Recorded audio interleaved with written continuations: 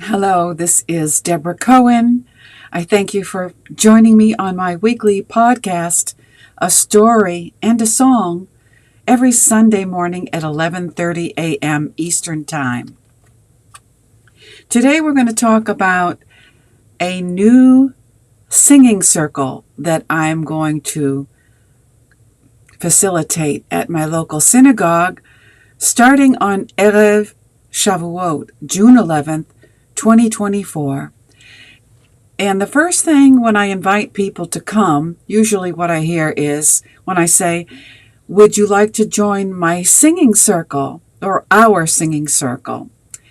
The first response most of the time I get is, oh, I can't sing, or you don't want to hear me sing, or whatever the response is.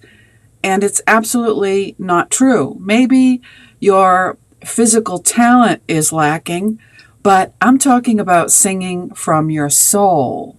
It's a different source. It's not just your physical body. You're actually tapping into your soul. I can say that I've experienced this. This is how I can teach with validity. So let me start by saying, while you're getting hopefully comfortable to listen to this next half hour, I'd like to share an excerpt from the Siddur that our synagogue uses, Lev Shalem. And if you do have this book, it's on page 143 in the top left corner on the left page. I will sing. Sometimes we sing to ourselves. No one else hears the sound, yet our minds are singing. Sometimes we sing, our vocal cords voice a tune, and all can hear it and recognize it.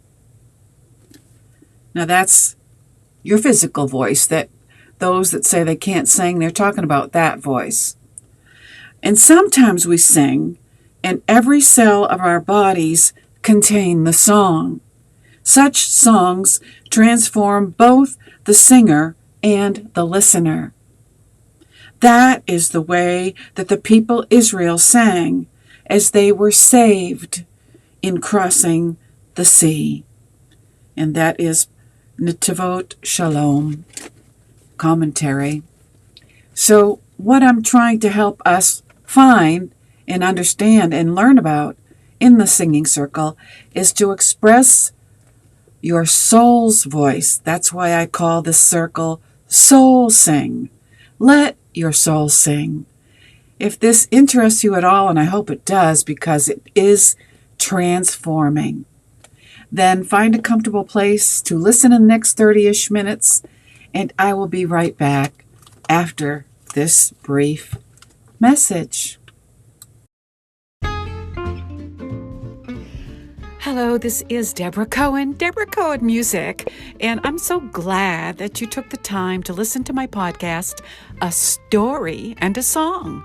It's about my life, to share some wisdom and some mistakes, hopefully that we can learn from together and laugh at maybe, starting in the 80s in a new wave rock band in Boston with 2 singles that are still available on Spotify. Boston Nights and Dreamin'. And then on my worldly journey that we're all on, I morphed into a spiritually dominant being where I am a truth seeker and write songs of praise while having one foot in the world writing sync music. So listen up and share. And again, this is Deborah Cohen, and I am broadcasting live on YouTube. My channel handle is at Jewish Rock Music. So my handle on Instagram is at Deborah Cohen Music, DOTCOM. So let us begin. And again, we're talking about your soul sing. All right. I am trying to teach people because I've discovered how to tap into the soul's voice. I never heard anybody teach on this. I never understood that your physical voice is different from your soul voice. In the same person, if you look at yourself as a spirit being, you probably are better able to fathom the idea that your soul's expression in song to God, we're talking about praise, is much richer, much deeper, much more encompassing.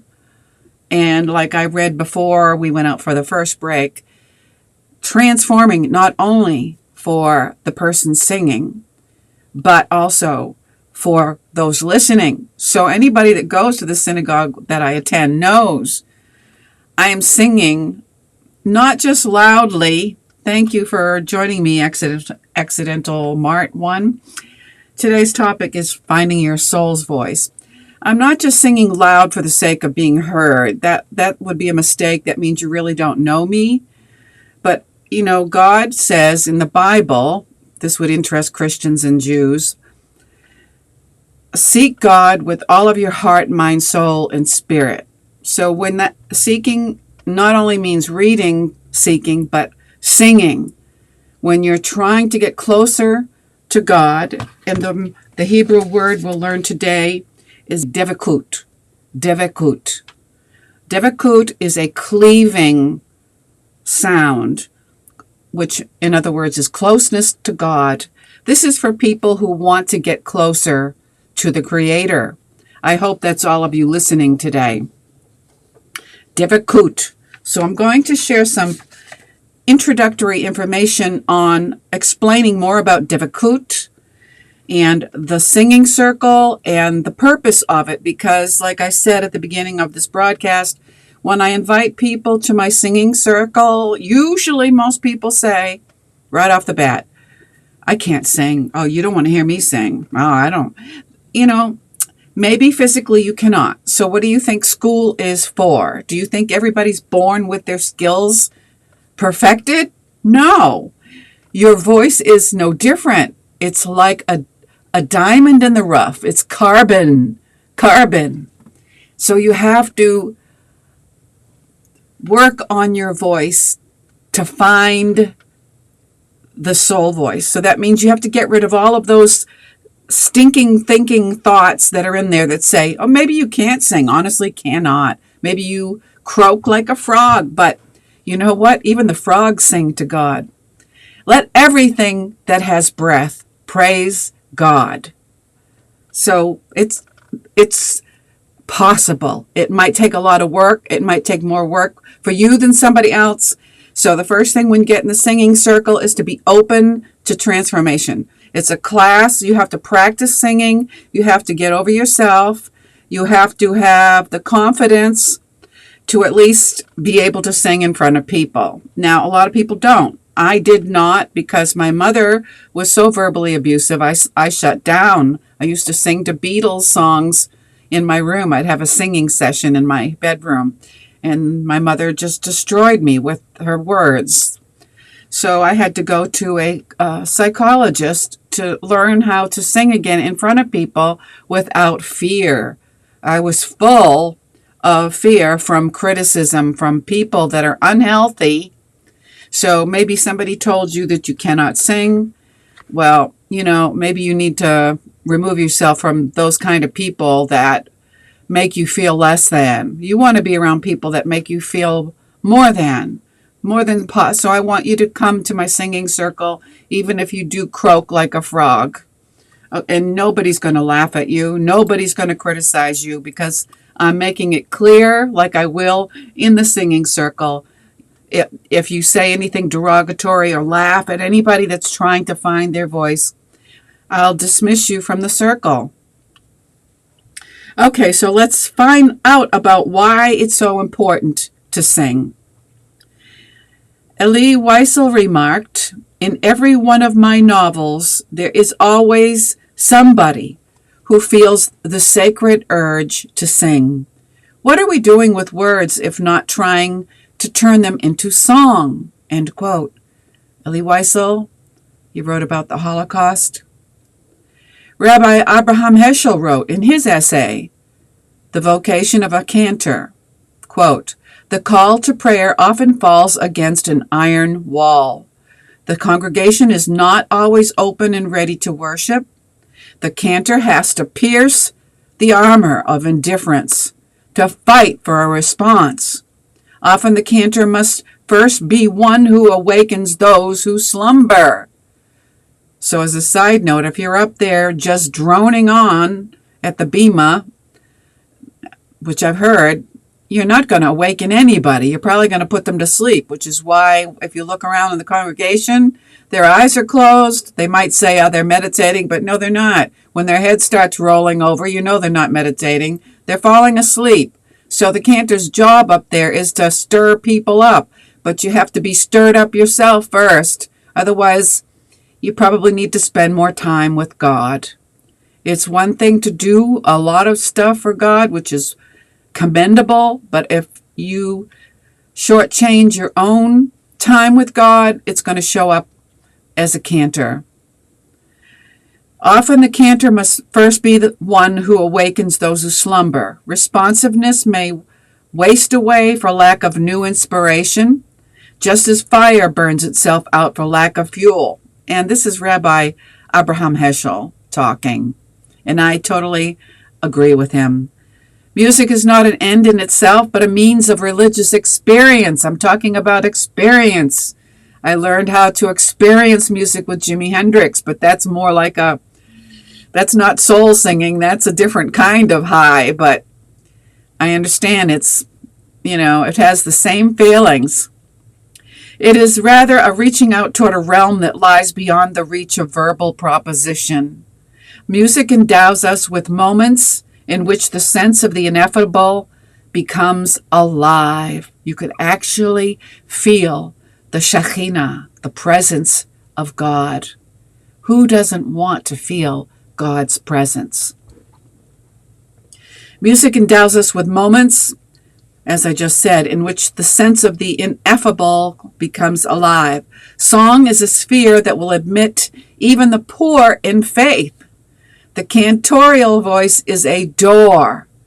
So, for those of you that go to the congregation that I attend, my voice is a door. It's a door that transcends not only myself, but it's a door to the Shamayim for all of those that hear.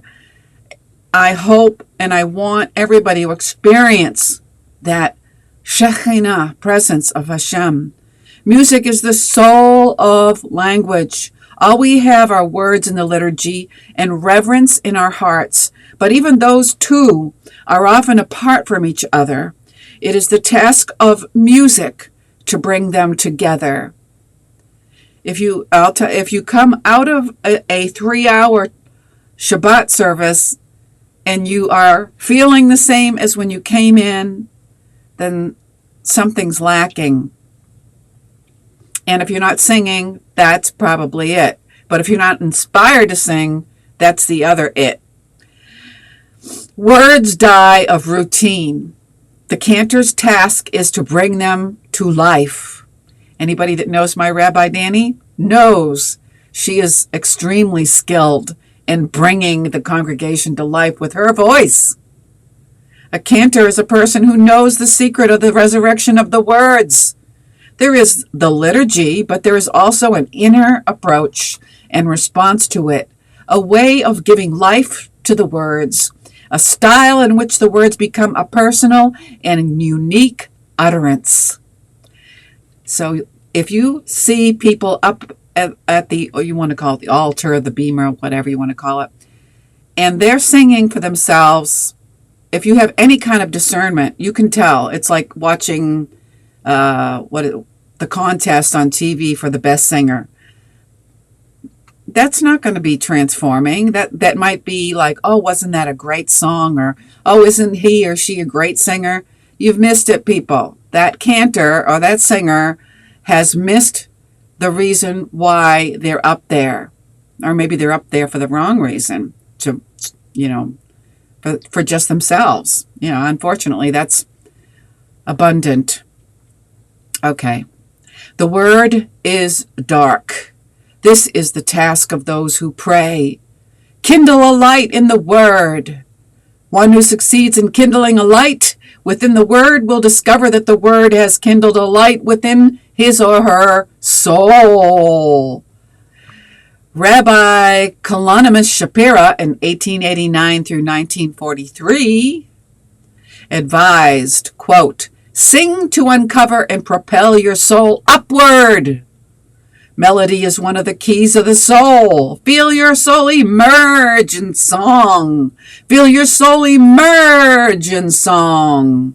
You must use the moment of opportunity. Do not recite psalms as a transcript, which I've heard too often. Psalms are meant to be sung, people. In our Siddur, that's what it says, starting with Psalm 19 on Shabbat. That's supposed to be a transcending experience. Experience feeling, intensity, and even fervor. If your emotions are so great and powerful that you cannot contain yourself and you cannot prevent yourself from singing, or you cannot allow yourself to sing mechanically, that is fervor. Fervor. Try stopping all of your movements. If you really have reached a state of fervor, your burning spirit will not let you rest. That's when my arms start flinging.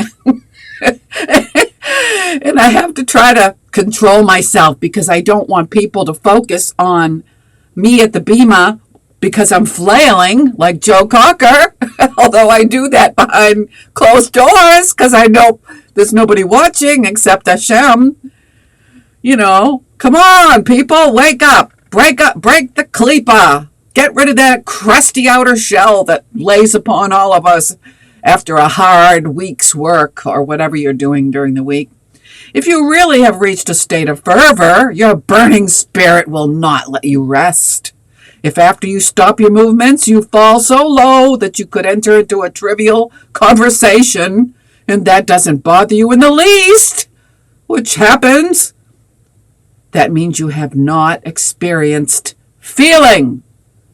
So, if after being in the Shabbat service for 3+ hours and the service is over and you get to talking with people and the first thing you talk about is just yourself, that's a real clue that person has not had an elevating experience. Or if they want to talk about issues of the day or news of the week, folks, really, get higher, will you? Higher. I mean, I've had people say, "Are you on drugs?" I'm like, no, I'm not. I'm seriously not, other than high blood pressure medication. What's your problem?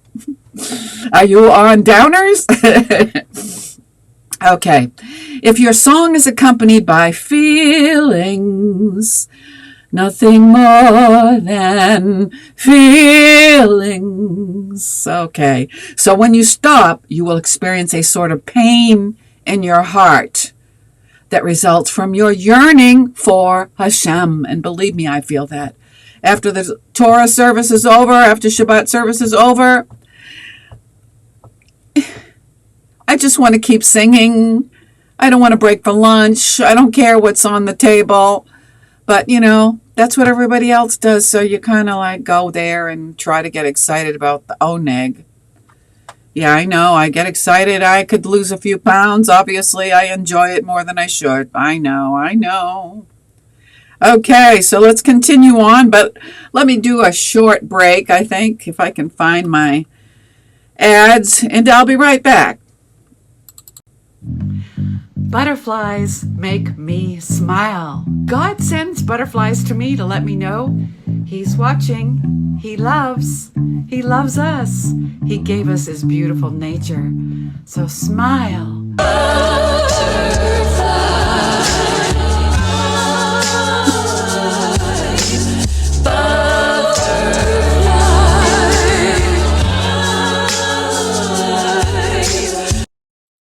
So this has been a little snippet of my first singing circle, which will start on EREV Shavuot, June 11th. And I hope that the synagogue will post it in the bulletin soon. But when you see the invitation to sing, please like I'm just play acting right now. Would you please join my singing circle? It's called Soul Singing, and it will be on a Tuesday evening at 7 p.m. Eastern Time. If the first thing that you want to say is, I can't sing, bite your tongue. Don't say that. This class is for you. This class is for everyone that's breathing. You have a soul. If you've never experienced soul singing, it might take you years before you actually feel it, because you've got to get over the self-consciousness and get into a higher elevation, like I just explained. If this interests you, I hope to see you there. And if it won't be online, but who knows? Maybe they will record it. I don't know. It would be nice if they did. So thank you for listening. And I also want to put a plug in. If you look on my left shoulder, that way, I have a new book. It's called Jewish Palestine, Arab Palestine, A History of Conflict. It's been out a week. And after the October 7th massacre, I felt such a burden of what could I do to help Israel. And I thought, I saw this documentary, Birth of a Conflict, and I was compelled to write this book, which would be great in a Bible study or in a book club, because it's short enough to share without being like saturated with trying to understand the Middle East conflict. Who isn't overwhelmed? We've been trying to do this two-state solution for years with presidents of the United States and whoever else is involved in trying to tell Israel how to run their government. Seriously, I'm not going to get in a role. Never mind. Okay, so if you're interested in this book, please look for it on Amazon. It is in paperback, Kindle, and hardcover. The difference with the hardcover, which is why it's more money, is it's in color, whereas Kindle is black and white, and so is the paperback. But it'll help us all to understand the historically documented origins of Palestine under British rule, which will help you to understand who started this mess in the Middle East. And then equipped with knowledge and not propaganda, which only propaganda fuels hatred. So if you hate, you are believing the lies that are out there. But if you love, or maybe you're sitting on the fence and you really don't understand it all, this would be a good beginner book for you, because I try to keep it short and digestible and easy to understand. So Jewish Palestine, Arab Palestine, and if you want to take one step further and write a good book review, then this next video is for you. I hope to see you again next Sunday at 11:30 a.m. Eastern Time, right here on A Story and a Song. Thank you very much for listening, and I hope to see you again next week. We do what we can to make this world a better place, if we have love in our hearts. So one way of dealing with today's hate against the Jews and Israel is to provide knowledge in the form of an ebook entitled Jewish Palestine, Arab Palestine, A History of Conflict. It's on Amazon, in ebook, and soon to be available in paperback to get into today's classrooms to stop this senseless hatred toward other human beings. This book is inspired by the documentary Birth of a Conflict. This ebook is a summary of events that led up to the Jewish Palestinians regaining their land, and why the Arab Palestinians did not achieve statehood at the time of the British mandates. Through a series of testimonies made available through audio recordings from the Palestinian police and by interviews recorded in a secret British document that was discovered in the UK, we can finally understand how this conflict began in the Middle East. This is a must-read for every person engaged in discussions today about the Muslim-Jewish conflict. Look for it today on Amazon.com. Jewish Palestine, Arab Palestine, A History of Conflict by author Deborah Cohen. This is Deborah Cohen showing you how easy it is to do a book review on Amazon for my new book, Jewish Palestine, Arab Palestine, A History of Conflict. You can comment on Kindle, hardcover, paperback, or maybe all three. The difference in the hardcover is it's in color, whereas the Kindle is black and white, and so is the paperback. So once you find the listing by doing a search on Amazon, Jewish Palestine, Arab Palestine, you scroll down to the bottom past the product details. You can even show or create a video of yourself holding the book, which is very cool, and telling what you like about the book.